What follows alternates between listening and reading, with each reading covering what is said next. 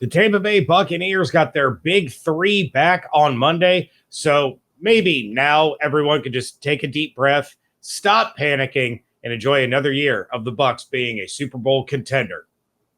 Maybe. You are Locked On Buccaneers, your daily Tampa Bay Buccaneers podcast, part of the Locked On Podcast Network, your team every day.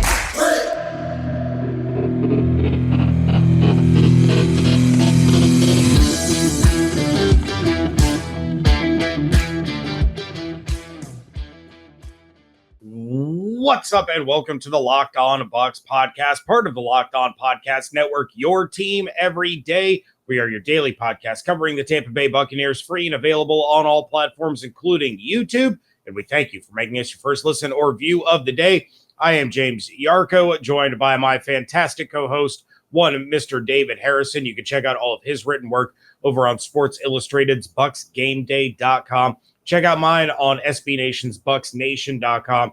And, of course, make sure you follow along on Twitter at LockedOnBucs, at JYarcho_Bucs, and at DHarrison82. Thanks again for making Locked On Bucs Podcast first view or listen every single day. The Tampa Bay Buccaneers got some important names back in practice on Monday as Mike Evans returned to practice. Chris Godwin got his first work in 11-on-11 drills this training camp. Granted, with a non-contact jersey on, but it still counts. And Tom freaking Brady, James, returned from his vacation. Let's start with Mike Evans, who hadn't practiced since August 5th because of his hamstring tweak.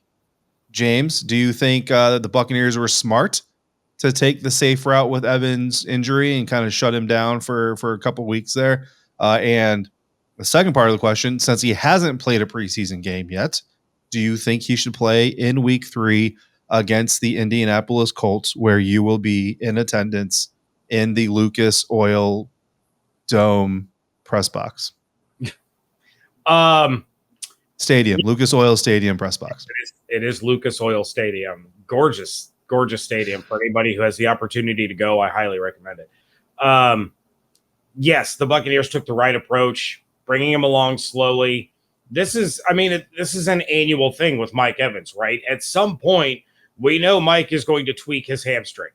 Let it heal. Let him go through the process of feeling right, getting right before he goes back onto the practice field, and then, move on with your lives. Should he play against the Colts on Saturday? No, he doesn't need to. And I realize I'm going to be contradictory at some point, and you're going to throw that back in my face, or our commenters are going to throw that back in my face. But commenters, get ready. Hands on keyboards. But look, he's coming off of a soft tissue, injury. I don't think Russell Gage, if he returns to practice, on Tuesday, I don't think he should play either. When you're dealing with these soft tissue things, it's better to err on the side of caution. If we were talking about week 13 of the regular season, and it was a game time decision, okay, if Mike felt like he could go, then go. We're talking, regular season game, going down the home stretch. Preseason against the Colts, no. Suit up, be out there, on the sidelines, but he doesn't need to set foot on the field.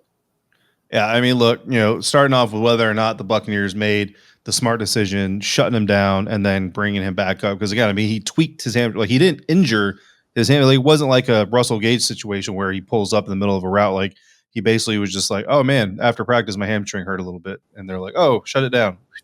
I think that's the right decision. Mike Evans is one of the best wide receivers in the National Football League, certainly better than, Keenan Allen of the Los Angeles Chargers. So of the New Orleans Saints. Absolutely. So you should absolutely do the things that they did. The only reason I wasn't happy about it is because he didn't practice the week that I was in Tampa, the week that we were in Tampa. And I'm selfish. I want to see Mike Evans practicing the week that I'm in Tampa. But again, and to go back to that time that we were on ground, we saw him running, during one of the practices, during a couple of practices, talked to him a little bit offline, and he said he was feeling good. So, so they obviously made the right decision. I think everybody will agree with that as well. And I agree with you as far as week 3. Look, this is Mike Evans. This is the NFL record holder for most consecutive 1,000-yard receiving seasons to start an NFL career for a reason. And he's done it with, I almost said Brad Johnson. He's done it with Jameis Winston. He's done it with Mike Glennon. He's done it with, I don't know, Josh McCown. I almost said Rob Gronkowski, but I'm thinking of Bruce Gradkow. I can't remember his name now. It's Josh McCown, Jameis Winston, Mike Glennon, Ryan Fitzpatrick. Yeah. Bruce Gradkowski. Is that guy's name? I know he's not one of the quarterbacks, but that was his name. He was my age is showing. He had some interesting games for the Bucs. He did. He played for Toledo. Did he? Nice. Yeah. Shout out our buddy Brandon, Locked On Gators. Bowling Green is better. Yes, absolutely. So anyway, I don't think you need to play him week 3. I know that if Tom goes out there, if it's a quote unquote dress rehearsal, then you're going to want as many guys out there. And look, if Tom's out there, maybe Mike goes out there anyway. You saw what he did against the New York Jets.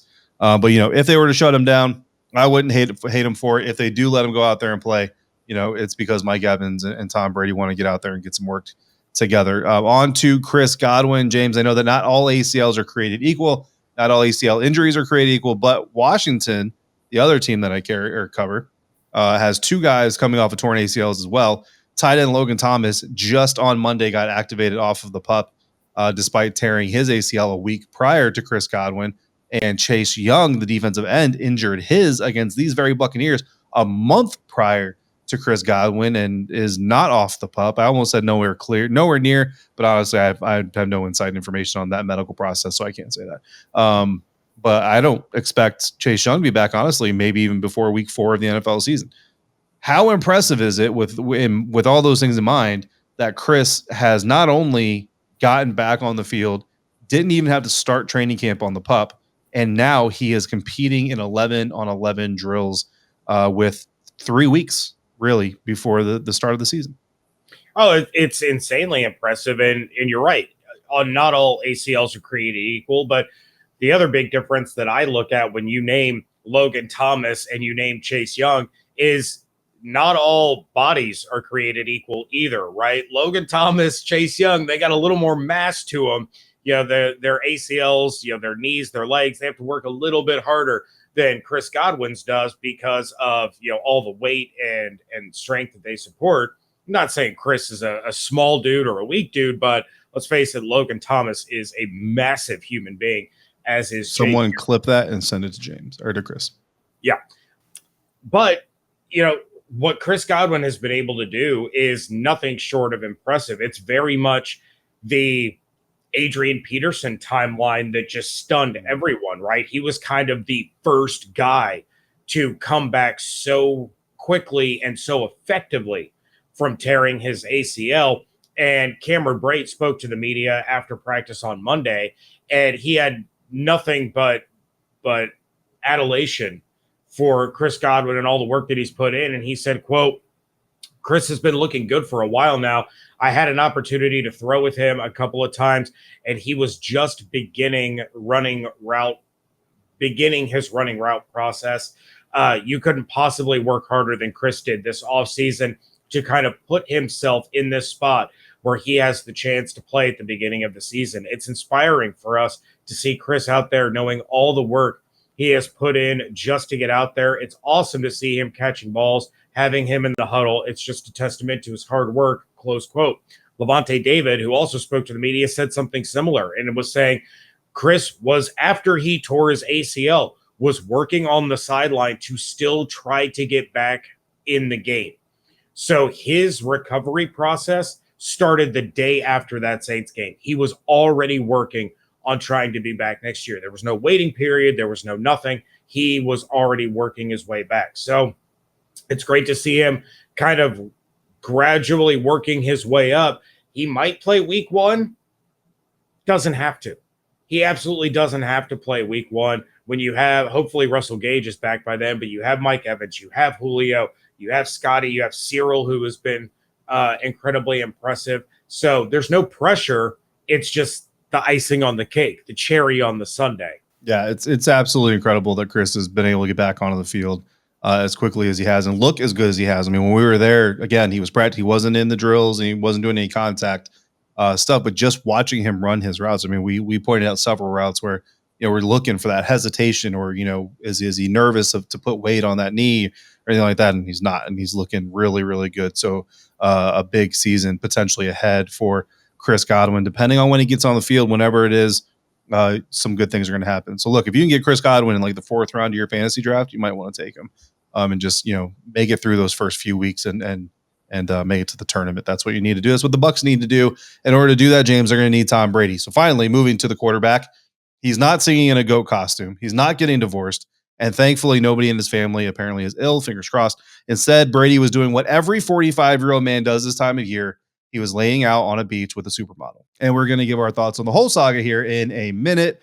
But first, our next partner has a product that is in my house as we speak, literally downstairs in my kitchen. I'm talking about AG1 from Athletic Greens, because I need a quick way to get vital nutrition in the morning, and I don't like taking a bunch of pills to do it. With 1 scoop of AG1, you're absorbing 75 high-quality vitamins, minerals, whole food, sourced superfoods is what I said, probiotics, and adaptogens to help you start your day right. This special blend of ingredients supports your gut health, your nervous system, your immune system, your energy, recovery, focus, and aging, and is better for you than Diet Mountain Dew. I like my AG1 a little sweeter, so I mix it with pineapple juice and water, and it's just perfect for me. An AG1 subscription costs you less than $3 a day, so you're investing in your health, and it's cheaper than your cold brew habit.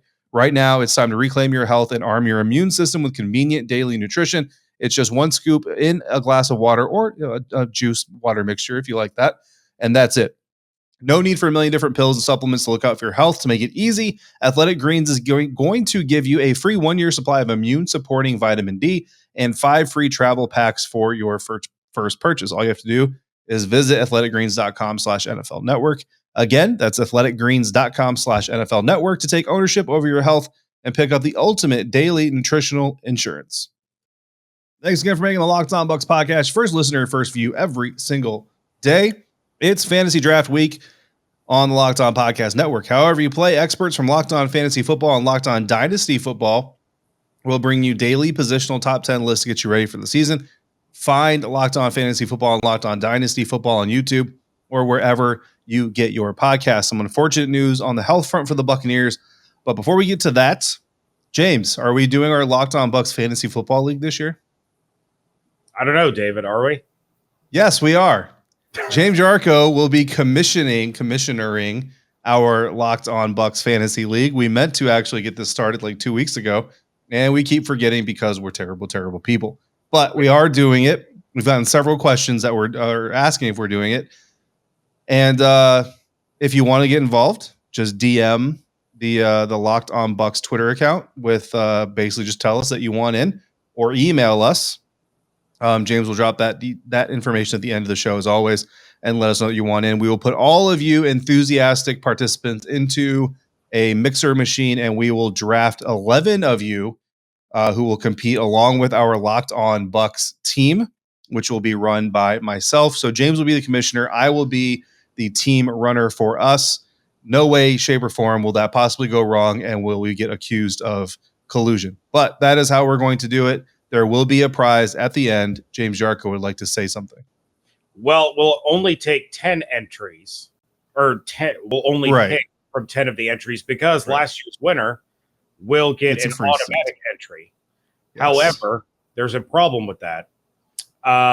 Full disclosure, this is my fault, but I don't remember who the winner was because I changed phones, and my sleeper league was on my old phone. Didn't download it onto my new phone. Don't remember my login information. So if you were the winner last year, please make yourself known by sending us an email, because our email inbox, when we go through these things, voicemails and such, we delete it as we go. Didn't think to keep that in a file that we would have to reference later. So the winner from last year, please remind us who you were. I think I know who it was, but I don't want to say it on the air just in case I get it wrong. But then, you will run the team or the podcast team, because my son did a terrible job last year. And then we'll have the winner, and then we'll have 10 other listeners and or viewers join us. And that Star Wars statue behind James Yarcho is the prize for this year. It absolutely is not. It absolutely is not. That's what I said. Some unfortunate news on the health front for the Buccaneers. But before we get to that, James, we got to talk conspiracy theories. Tom Brady left Bucs practice on Wednesday, August 10th, to take a leave of absence from the team that Coach Todd Bowles said was pre-planned ahead of training camp. The team then practiced on the 11th, the very next day. They had 2 more practices, including a walkthrough, which is not a real practice if you've ever seen one, before traveling to Nashville to have 2 more practices. And, oh, by the way, the Buccaneers played 2 preseason games that Brady himself would not have played in even if he was there in person. So, in all, Tom Brady missed 5 practices and was away from Tampa for all of 11 days max. And that's if he left as soon as possible and got back the day before practice on Monday. In the same time frame, James, he was getting divorced, according to one major tabloid, filming an appearance on The Masked Singer, a theory that we fully steered into because it was hilarious, had at least one sick family member, which of course we pray was not accurate and is not accurate, and was thinking about retiring again. Or, according to Aaron Wilson of Pro Football Network, he was in the Bahamas with his wife. James, let's drop some perspective on the last 11 days for anyone out there who still needs it. Much to do about nothing. When we got word on Thursday that Brady was going to be out for personal matters for an extended absence and would return after the Titans preseason game, we said it on our live episode as soon as we got back to our room. This was probably something that he planned while he was retired. And when he unretired, Giselle said, "There's no way you're canceling this." Whether it was Brady and Giselle or Brady and Giselle and the kids before school started or whatever the case was, we were like, yeah, makes sense that he would have planned a vacation or a trip of some sort during that 40 days that he was retired and then, had to fulfill that obligation. And he talked about balancing the work, family life, and all that nonsense. It's exactly what it was. The dude planned a trip with his wife and wasn't going to cancel on her because it's not really a great idea to be like, honey, I'm quitting my job. I'm retiring. All of my time is yours and the children's. Let's go to the Bahamas and celebrate. Oh, by the way, I'm not retiring. I'm going to go play again, and our trip is off because that's training camp.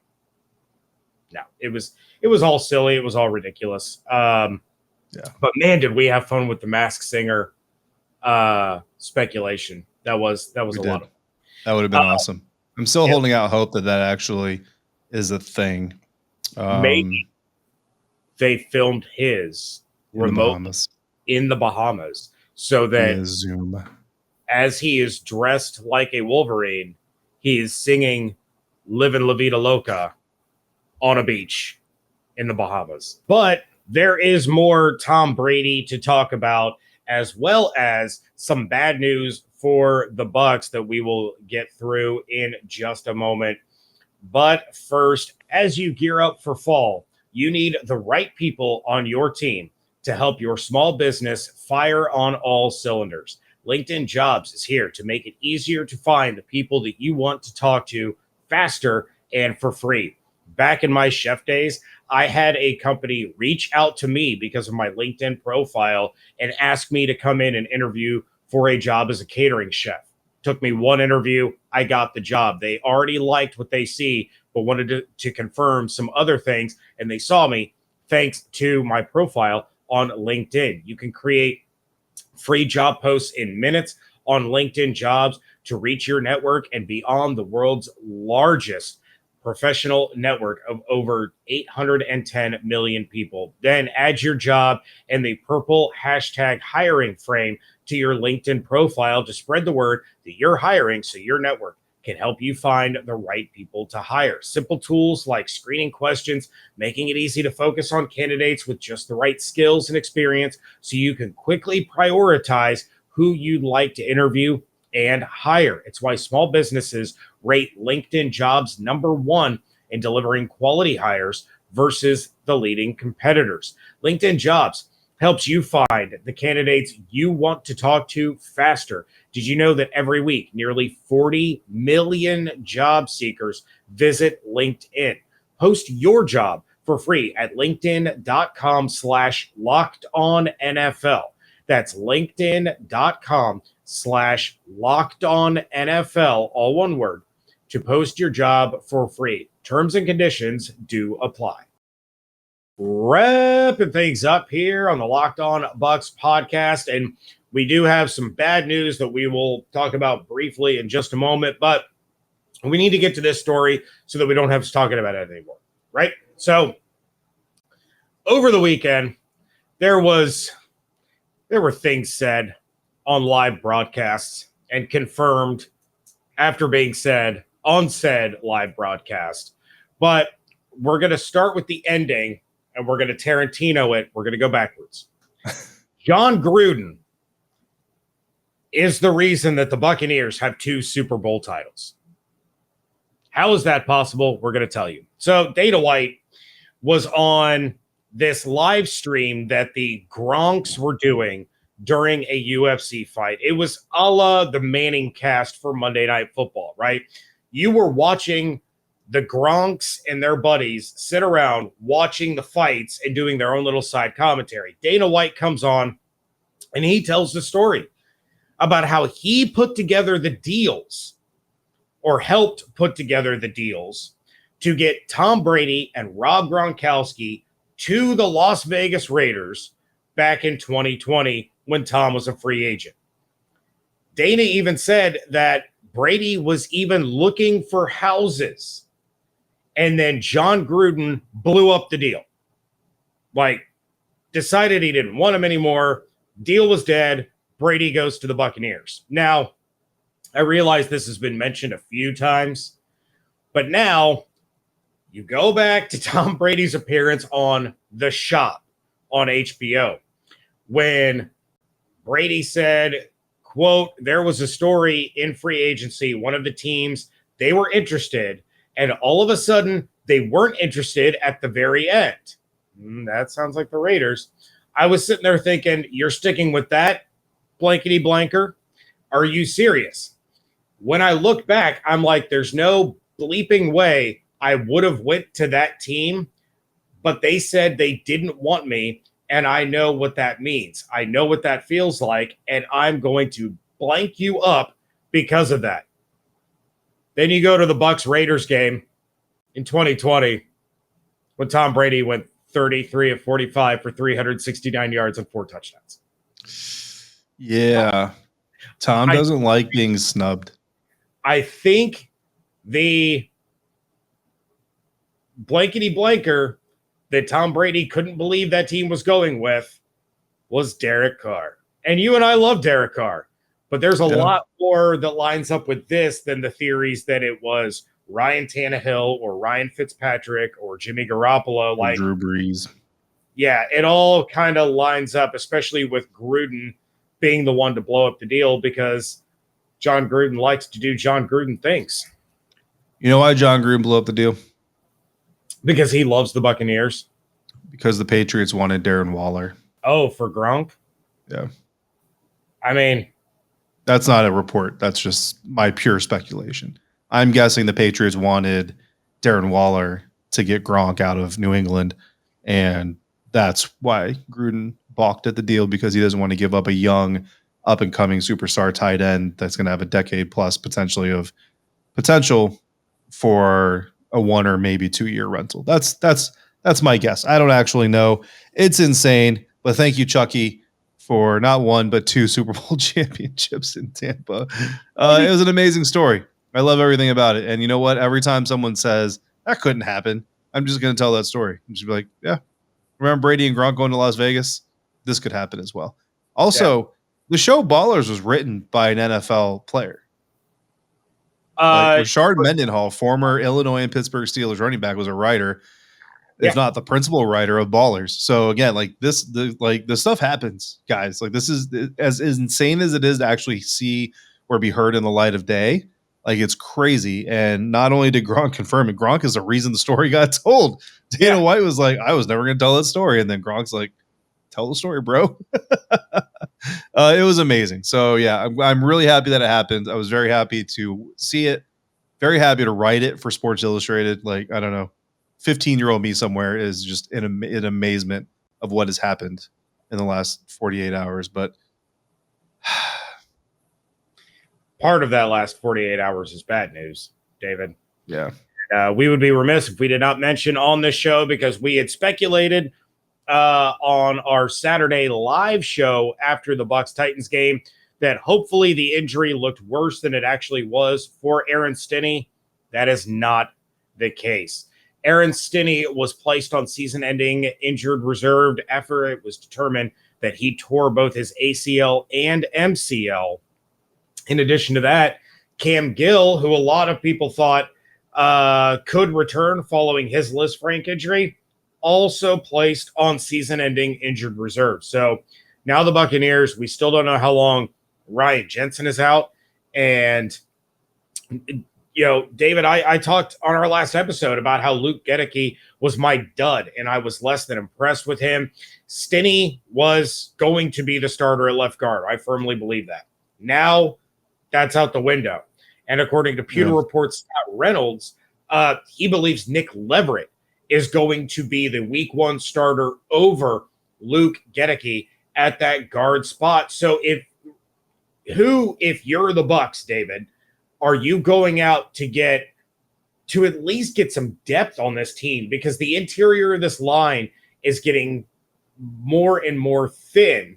And I'm not talking about their weight on the field. I'm talking about their, availability. We're losing guys left and right. Eric Flowers, guard, 26, 28 years old, somewhere around there. So still fairly young. Last played for the Washington football team in 2021, played in and started 16 games for them last year. Not the greatest offensive lineman. I mean, look, he's available in mid to late August for a reason. You know what I mean? But capable. He's a veteran. He's got experience. And looking at his PFF grades, he's pretty highly rated. His passing grade, though, is his best feature. And if you compare him to the interior offensive linemen that were in the NFL last year for both the Bucs and Washington combined, he actually has the highest pass grade of them all, including Ali Marpet. Again, it's PFF grades. Take it for what it's worth and a grain of salt. But if you're diving into the depths of offensive linemen, are you more concerned about their ability to block for Leonard Fournette or protect Tom Brady? Probably protecting Tom Brady, right? You want both, right? Obviously, you want both. But again, you're probably not finding a guy that can do both really well in late August. You're finding a guy that can do one or the other really well, most likely both fairly well. Eric Flowers, he's out there. Not sure what his current status or situation is as far as like preparation and physical conditioning and all that. Obviously, that would be a big part, like learning the playbook, the calls, the signals. I mean, it's offensive line. It's hard, but if the Buccaneers were to go out and get someone, Eric Flowers seems like a guy that, at least you're bringing someone with a lot of experience. Yeah, and I mean, you mentioned the name, and my first thought was, there's no way he's actually available, right? That has to be a mistake. So I don't know why. As of the time of this recording, he is available. I just want to throw that out there because it's the NFL. This dude gets signed 10 seconds after we stop this recording.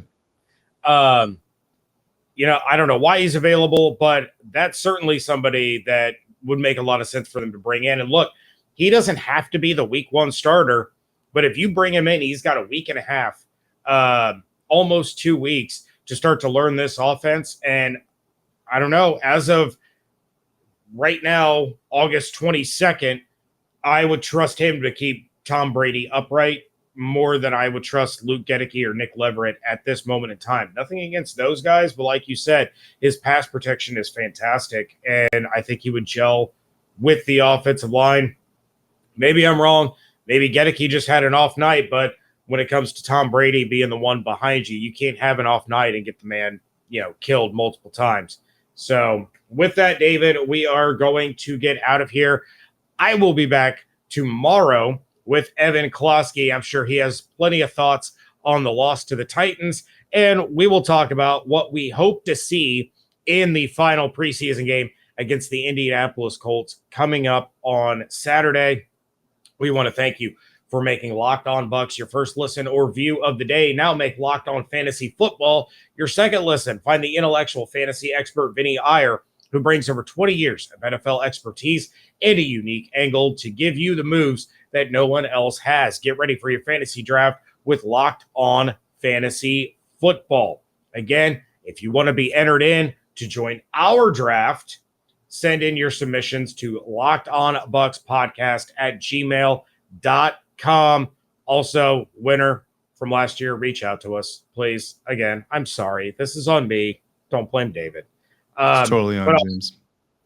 If you have questions or topics that you would like us to speak about, of course, you can send them to that email address, or you can leave us a voicemail at 813-444-5841. Check out David's work over at BucsGameDay.com. Check out mine at BucsNation.com. And, of course, follow along on Twitter at LockedOnBucs, at JYarcho_Bucs, and at DHarrison82. Hope you all have an absolutely outstanding day. Stay safe, stay healthy, fire those cannons. We thank you so much for joining us right here at Locked On Bucs.